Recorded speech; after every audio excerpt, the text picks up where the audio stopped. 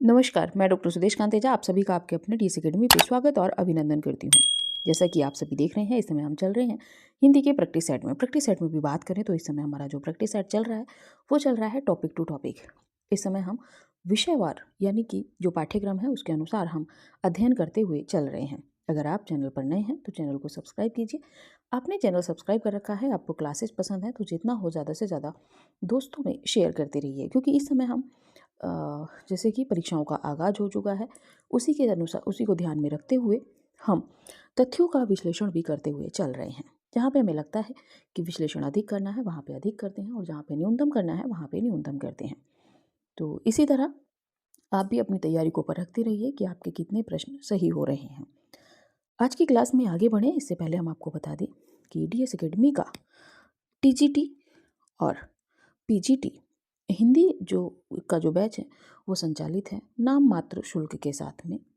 जो भी बच्चे बहुत ही कम समय में अधिक तैयारी करना चाहते हैं न्यूनतम शुल्क में, वो 9568802463 पे कॉल कर सकते हैं।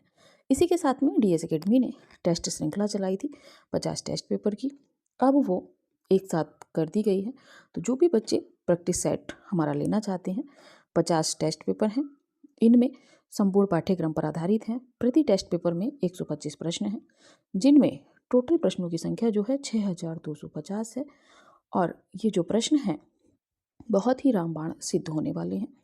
जो भी बच्चे अपनी तैयारी को बेहतर ही नहीं, एकदम ये है कि अब हमें चयन लेना ही है, तो ये टेस्ट पेपर आप ले सकते हो। नाम मात्र शुल्क टेस्ट पेपर का भी है। पहले इसका शुल्क बढ़ा हुआ था लेकिन इस समय न्यूनतम कर दिया गया है आप लोगों की मांग को देखते हुए।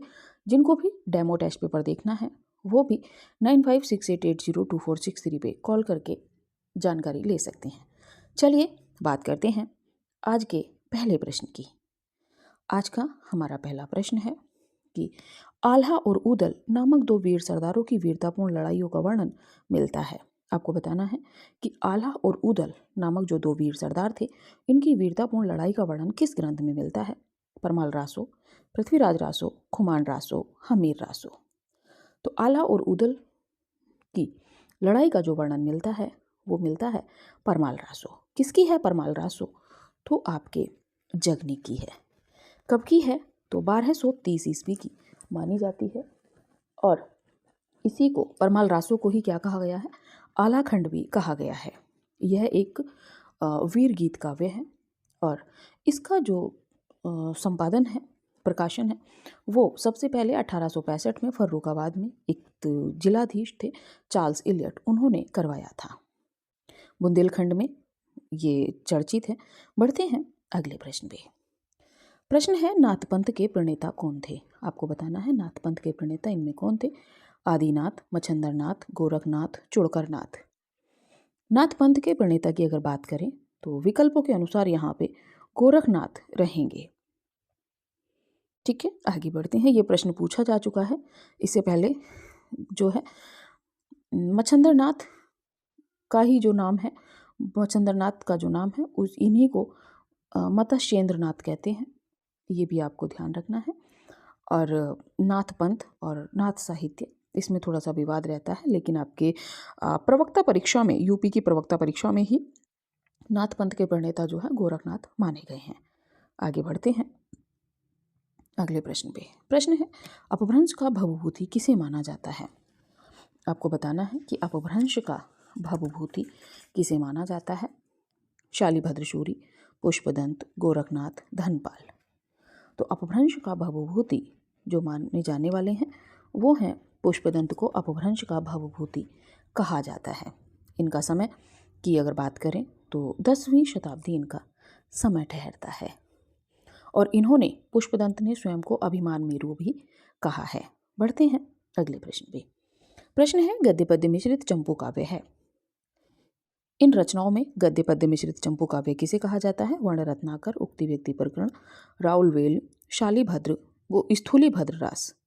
तो वर्ण रत्नाकर, उक्ति व्यक्ति प्रकरण, राउलवेल और स्थूलीभद्र रास, इनमें से गद्य पद्य मिश्रित चंपू काव्य किसे कहा जाता है? तो वो है राउलवेल। सी विकल्प आपका सही है। आगे बढ़ते हैं। राउलवेल की अगर बात करें तो किसकी है ये रचना? आपके रोड़ा कवि की। आगे बढ़ते हैं अगले प्रश्न पे। प्रश्न है, निम्नलिखित में कौन सा नाम आदिकाल का नहीं है? आपको बताना है इनमें कौन सा नाम है जो आदिकाल का नहीं है। वीरगाथा काल, गद्य काल, चारण काल, सिद्ध सामंत काल। प्रश्न बहुत सरल है, इसका उत्तर आपको कमेंट सेशन में देना चाहिए, लेकिन फिर भी बता देते हैं। गद्य काल यानी कि आधुनिक काल, आदिकाल को नहीं कहा जाता। आगे बढ़ते हैं अगले प्रश्न पे। प्रश्न है, इनमें से कौन सा कवि आदिकाल का नहीं है? आपको बताना है इनमें से कौन सा कवि आदिकाल का नहीं है। चंद्रवरदाई, जगनिक, नाभादास, दलपति विजय। तो आदिकाल का जो कवि नहीं है वो कौन नहीं है? नाभादास। नाभादास कब के हैं फिर? भक्ति काल के। अब नाभादास के एक दो ग्रंथ का नाम आप हमें कमेंट सेशन में कमेंट कीजिएगा, वरना हम आगे देखेंगे। बढ़ते हैं अगले प्रश्न पे। अगला प्रश्न है, निम्नलिखित में कौन सी रचना आदिकाल की है?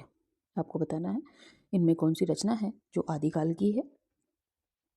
सूरसागर, विद्यापति पदावली, बीजक, भ्रमर गीत। बहुत सरल प्रश्न है, आप आसानी से पकड़ेंगे इनको। सूरसागर की बात करें तो सूरदास की है, भक्ति काल की। बीजक की बात करें कबीर की, भक्ति काल की है। भ्रमर गीत किसकी है? ये भी आपके सूरदास की है। बचा क्या? विद्यापति पदावली किसकी है? विद्यापति की। और विद्यापति किस काल के कवि हैं? तो आदिकाल के हैं। आगे बढ़ते हैं अगले प्रश्न पे। प्रश्न है, निम्नलिखित में से कौन सी भाषा आदिकाल की प्रमुख भाषा है? आपको बताना है इनमें कौन सी भाषा आदिकाल की प्रमुख भाषा है। ब्रजभाषा, खड़ी बोली, डिंगल पिंगल या अवधी। इसमें जो सही विकल्प है वो है आपका डिंगल पिंगल। ब्रजभाषा आपको पता है अवधि सूफियों की है, ब्रजभाषा कृष्ण भक्ति काव्य में है। खड़ी बोली आदिकाल में मिलने लगी थी, खुसरो ने प्रयोग किया है, लेकिन जो सबसे ज़्यादा है वो आधुनिक काल की है। आगे बढ़ते हैं अगले प्रश्न पे। प्रश्न है, अपभ्रंश के प्रथम महाकवि कौन थे? आपको बताना है कि अपभ्रंश के प्रथम महाकवि कौन माने जाते हैं। हेमचंद्र, स्वयंभू, रामचंद्र, सोमप्रभु, सूरी। तो अपभ्रंश के प्रथम महाकवि कौन थे? इसमें जो सही विकल्प है वो है आपका स्वयंभू। बी विकल्प आपका सही है। आगे बढ़ते हैं अगले प्रश्न पे। प्रश्न है, अपभ्रंश काव्य का सुप्रसिद्ध छंद कौन सा है? अपभ्रंश काव्य का सुप्रसिद्ध छंद कौन सा है? अगर बात करें तो कड़वक है, पद्धड़ी है, रास है या ईहा है। तो अपभ्रंश काव्य का जो सुप्रसिद्ध छंद माना जाता है वो है पद्धड़ी, या इसी को पद्धड़िया भी कहते हैं। आगे बढ़ते हैं अगले प्रश्न पे। प्रश्न है, राजमती से रूठकर बीसलदेव कहाँ गया था? महत्वपूर्ण है बीसलदेव रासों से कि बीसलदेव राजमती से रूठकर कहाँ जाता है। कर्नाटक, उड़ीसा, तमिलनाडु, आंध्र प्रदेश। तो बीसलदेव कहाँ जाता है? उड़ीसा जाता है। और यहाँ पे कितना रहता है? 1 वर्ष। कहीं पे 12 वर्ष भी आता है, लेकिन 1 वर्ष यानी कि 12 माह रहता है। और इसका बीसलदेव के यहाँ पे नमक की खान थी, लेकिन जहाँ ये जाता है वहाँ पे हीरे की खान थी, उड़ीसा में। बढ़ते हैं अगले प्रश्न पे। अगला प्रश्न है, इनमें से किस ग्रंथ में लिखा है कि अग्नि परीक्षा के बाद सीता जैन धर्म में दीक्षित हो जाती है?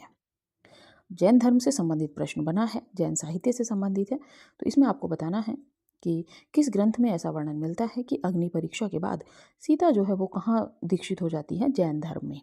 कौन सी रचना है जिसमें लिखा है? महापुराण, परमात्मा प्रकाश, भविष्यत कहा, पौंचर्यो। इसमें जो सही विकल्प है वो है आपके पौंचर्यो। और पौंचर्यो किसकी है? तो आपके स्वयंभू की रचना है। और पौंचर्यो को जैन साहित्य का रामायण भी माना जाता है। आगे बढ़ते हैं अगले प्रश्न पे। प्रश्न है, हिंदी साहित्य के 700 से 1400 ईस्वी के कालखंड को गिरियर्सन ने क्या नाम दिया है? आपको बताना है कि गिरियर्सन ने 700 ईस्वी से 1400 ईस्वी के कालखंड को क्या नाम दिया है। संधि काल, प्रारंभिक काल, चारण काल या अपभ्रंश काल। क्या नाम दिया है? तो इसमें दिया है चारण काल। 700 से 1400 ईस्वी के कालखंड को गिरियर्सन ने चारण काल नाम दिया है। संधि काल किसने कहा है? रामकुमार वर्मा ने।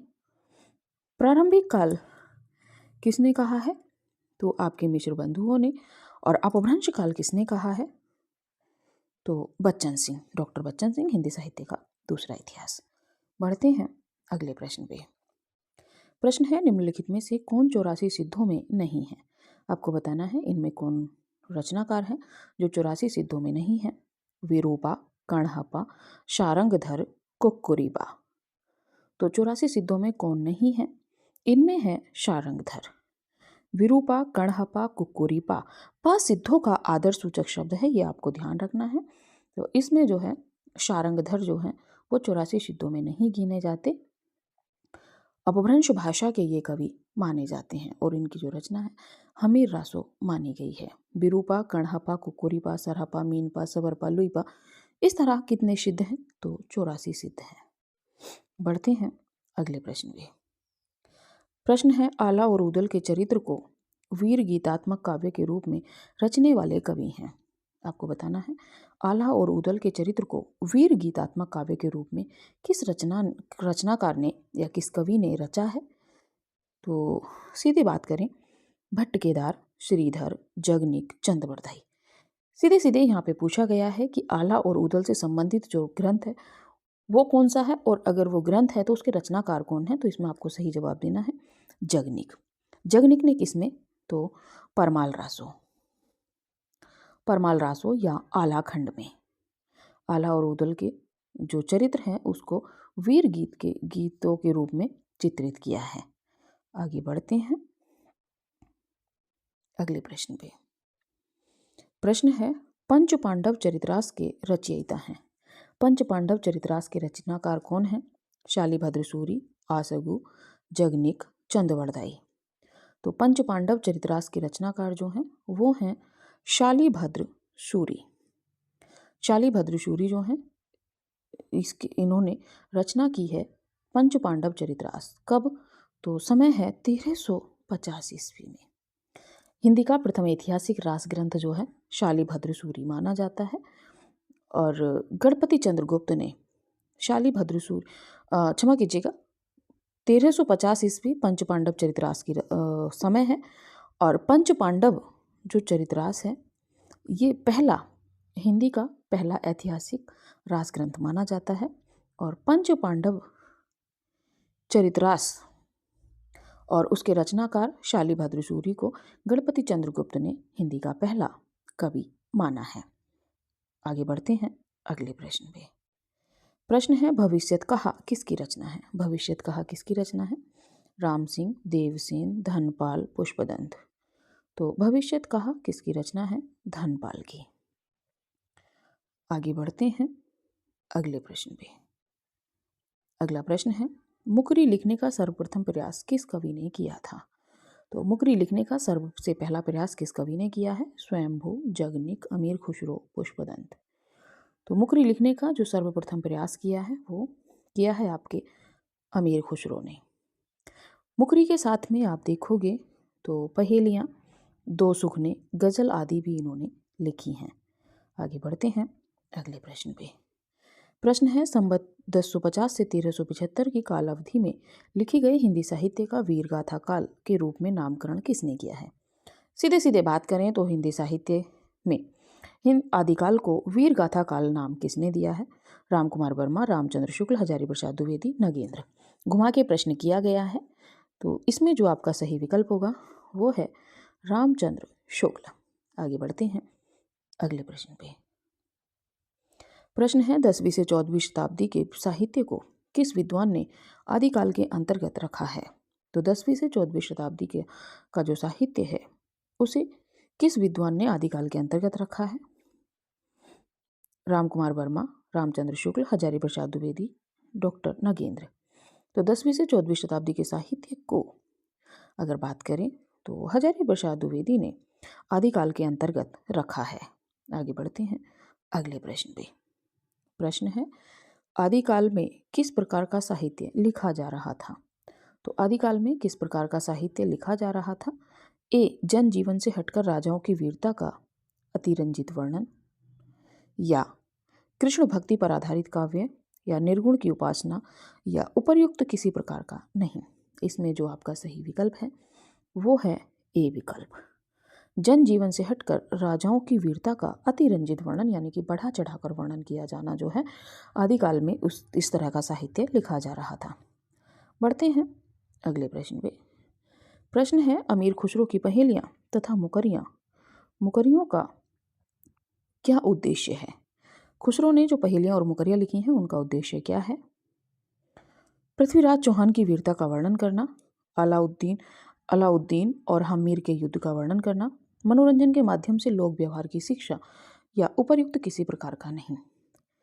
अमीर खुसरो का जो उद्देश्य था पहेलियाँ और मुकरियाँ लिखने का वो था मनोरंजन के माध्यम से लोक जो जीवन था या जो व्यवहार था उसकी शिक्षा जनता तक पहुंचाने का उद्देश्य था। आगे बढ़ते हैं अगले प्रश्न पे। प्रश्न है वीरगाथा कालीन रासो काव्य में निम्नलिखित में से किस विषय का वर्णन नहीं है? तो वीरगाथा कालीन रासो काव्य में इनमें से किस विषय का वर्णन नहीं है? आश्रयदाताओं का अतिरंजन पूर्ण वर्णन, इतिहास और कल्पना का सम्मिश्रण, कृष्ण लीला का प्रतिपादन या युद्धों का सजीव एवं गत्यात्मक वर्णन। इसमें जो सही विकल्प है किस विषय का वर्णन नहीं है वो है कृष्ण लीला का प्रतिपादन इसमें नहीं किया गया है। बाकी के जो तीनों विकल्प हैं वो आपके इसमें सही हैं। बढ़ते हैं अगले प्रश्न पे। प्रश्न है रासो ग्रंथ किस भाषा में लिखे गए थे? आपको बताना है जो रासो ग्रंथ थे वो किस भाषा में लिखे गए थे। खड़ी बोली, ब्रज भाषा, अवधी या डिंगल पिंगल। तो जो रासो ग्रंथ है ना वो आपके डिंगल पिंगल में लिखे गए हैं। यानी कि बात करें तो पिंगल होती है अपभ्रंश मिश्रित ब्रज भाषा और डिंगल होती है अपभ्रंश मिश्रित खड़ी बोली, वो राजस्थानी को डिंगल कहा गया है। तो दोनों में काव्य और गद्यात्मक जो है पद लिखे गए हैं। आगे बढ़ते हैं अगले प्रश्न पे। ये है वीरगाथा काल के प्रसिद्ध प्रबंध काव्य का क्या नाम है? वीरगाथा काल में जो प्रसिद्ध प्रबंध काव्य है उसका क्या नाम है? थोड़ा सा महत्वपूर्ण है, बताइएगा 25 प्रश्नों में आपके कितने प्रश्न सही हुए। तो वीरगाथा काल के प्रसिद्ध प्रबंध काव्य कौन सा है? पद्मावत, पृथ्वीराज रासो, कामायनी, रामचरितमानस।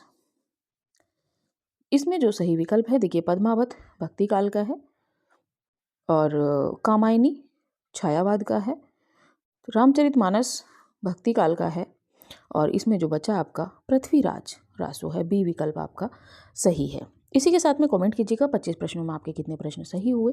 क्लास कैसी लगी ये भी बताइएगा और जितना हो ज़्यादा से ज़्यादा दोस्तों में शेयर कीजिए, लाइक कीजिए, कमेंट कीजिए और कहीं कोई प्रश्न है तो उसको भी आप कमेंट सेशन में कमेंट करके लिख सकते हैं। अभी की क्लास यहीं तक रखते हैं, मिलेंगे अगली क्लास में अगले नए प्रश्नों के साथ में। आप सभी का धन्यवाद।